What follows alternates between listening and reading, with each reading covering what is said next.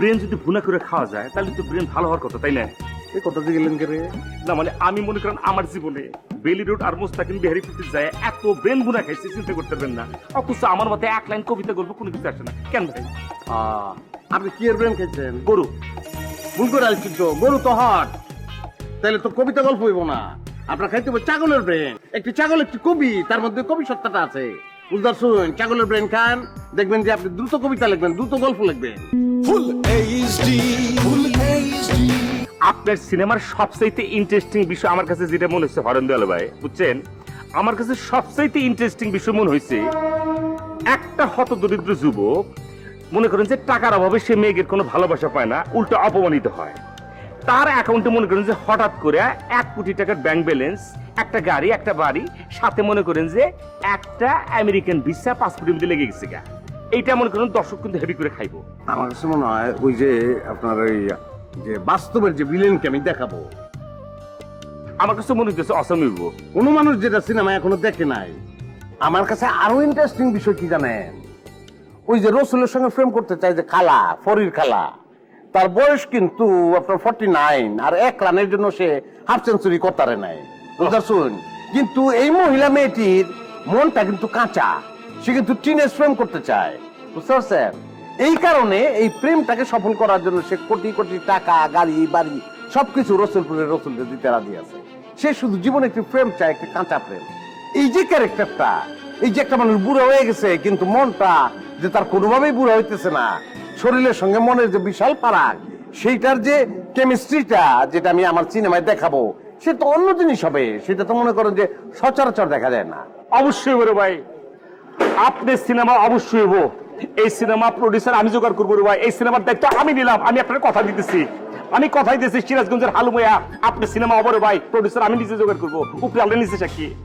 না, মনে হয় যে কাহিনীটা যদি ঠিকঠাক মতন সাজিয়ে তোলা যায়, হ্যাঁ, তাহলে এইটা তো অন্য ধরনের একটা সিনেমা হবে। হ্যাঁ, এটা আর্ট ফিল্মও না, কমার্শিয়াল ফিল্মও না, এগুলির বাপ অন্য জিনিস হবে। হ্যাঁ, কারণ এই যে বাস্তবের ভিলেন আর এই যে খালা যার মনটা টিনেজ, এই দুটি চরিত্র তো বাংলা সিনেমার নতুন সংযোজন, কোথাও পাওয়া যায় না আগে। অবশ্যই হবে রে ভাই, অবশ্যই হবে। আমি কইতেছিলাম কি, আমরা তো এই সিনেমাটা করবোই, এর পাশাপাশি আমরা কি রেগুলার সিনেমা করতে পারি না? মানে মনে করেন যে আপনার তো মেলা কাহিনী আছে সিনেমার, সুন্দর সুন্দর কাহিনী, ওগুলো করলাম। কাহিনী তো ভাই জিনিসটা তো ব্রেন থেকে আসে, ব্রেন কাটাতে হয়। মনে করেন এই কবিগুরু রবীন্দ্রনাথ ঠাকুর থেকে শুরু করে আমি হরেন দয়াল, যারা মেধাবী লোক আমরা আছি, হ্যাঁ, আমরা ব্যাপারটা কি, আমরা ব্রেন কাটাই, ব্রেন কাটাই জিনিসটা বের করতে হয়। এটা একটা ব্রেনের ব্যাপার, কিন্তু ব্রেনের চর্চার ব্যাপার, এটা সবাই তাহে না। আচ্ছা হরেন্দুয়াল ভাই, ব্রেন যদি ভুনা করে খাওয়া যায় তাহলে তো ব্রেন ভালো হওয়ার কথা, তাই না? এই কথা দিয়ে গেলেন কে রে? না মানে আমি মনে করেন আমার জীবনে বেলি রোড আর মোস্তাকিম বিহারি ফিরতে যায় এত ব্রেন ভুনা খাইছে চিন্তা করতে পারবেন না। অথচ আমার মতে এক লাইন কবিতা গল্প কোনো কিছু আসে না কেন ভাই? আপনি কি এর ব্রেন খাইছেন? গরু। ভুল করে আসছেন তো, গরু তো হট, তাহলে তো কবিতা গল্প হইব না। আপনার খাইতে হবে ছাগলের ব্রেন। আপনি একটা জিনিস খেয়াল করে দেখুন, আপনি রাস্তার ভিতর দিয়ে গাড়ি চালায় যাইতেছেন, রাস্তার মাঝখানে একটা ছাগল, আপনি হর্ন দিতেছেন, ছাগল সরে না, গাড়ি গুড়ির বেল নাই, কারণ সে উদাস, সে কবি। একটি ছাগল একটি কবি, তার মধ্যে কবি সত্তাটা আছে, বুঝতে পারছেন? ছাগলের ব্রেন খান, দেখবেন যে আপনি দ্রুত কবিতা লিখবেন, দ্রুত গল্প লিখবেন। কি ভুল করছি গো? ভুল সামনে করবেন না, ডেলি ছাগলের ব্রেন খাইবেন আপনি। শোনেন হরেন্দুয়াল ভাই, আমি কলম আমার স্যারের কাছে আপনি নিয়ে যেতেছি। আমার স্যার কলম সিনেমার খুবই পোকা, এত পোকা আপনি চিন্তা করতে পারবেন না। পোকা কি আমি কম কি, আমার স্যার মনে করে যে সিনেমার এত পছন্দ করে, অনেকটা আপনার মতো। তার কথা হইতেছে কোনটা, সিনেমা হইতে হবে সিনেমার মতো। ওই যে ইন্ডিয়ান ছবি আছে না, চাইনিজ ছবি আছে না, এগুলোর সঙ্গে পাল্লা দিয়ে আমাকে সিনেমা আগায় যাবো, এটা তো একটা স্বপ্ন আমরা কওয়া পারেন। এরকম ইচ্ছা তার? এরকম ইচ্ছা থাকলে তো মনে করেন যে ওই যে ওরকম টাকা পয়সা লাগে না। তার কোনো মনে করেন শত শত কোটি টাকা আছে, বুঝছেন? তার ইচ্ছা অন্যরকম, তার কথা হচ্ছে কি সিনেমার মতো অন্যরকম হইতেই।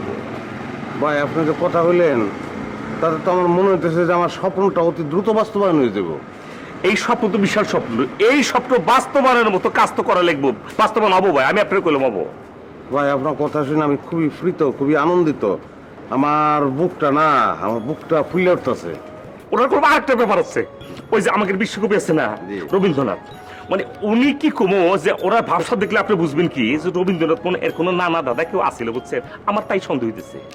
না, রবি ঠাকুর মনে করেন আমরা বাঙালি জাতির জন্য রবি ঠাকুর যে কি আমাদের যে কোথায় নিয়ে গেছে, হ্যাঁ, এটা আমরা বুঝি না। আমরা তার বই কিনা স্ট্যাটাস মনে করে আমরা শেলফে রেখে দেই, হ্যাঁ, কিন্তু তার বই কিন্তু পড়ি না।